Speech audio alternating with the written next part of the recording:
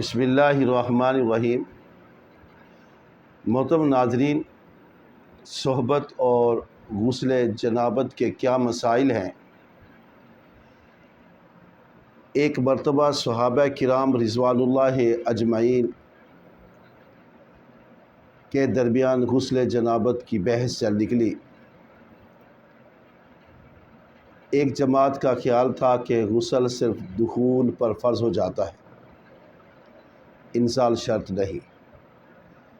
دوسرا گروہ بیان کرتا تھا کہ وجوب غسل کے لیے دخول کے ساتھ انزال بھی شرط ہے۔ یہ طویل بحث چلتی رہی،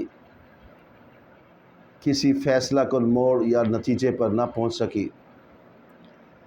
آخر کار سیدنا ابو موسیٰ اشعری رضی اللہ تعالی عنہ نے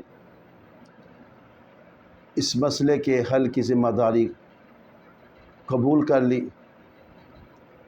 انہوں نے حضرت عائشہ رضی اللہ تعالی عنہا ام المومنین سے اس بارے میں دریافت کیا۔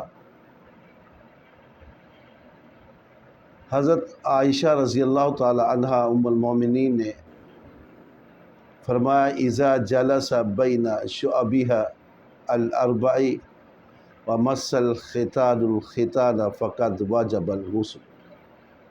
دوبارہ اس حدیث کو پڑھے تو آپ نے فرمایا، حضرت عائشہ نے ایک حدیث روایت کی، نبی پاک صلی اللہ علیہ وآلہ وسلم نے فرمایا: اذا جلس بین شعبها الاربع ومس الختان الختان فقد وجب الغسل۔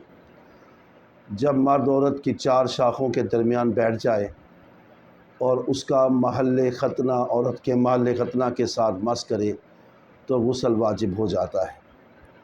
محترم ناظرین،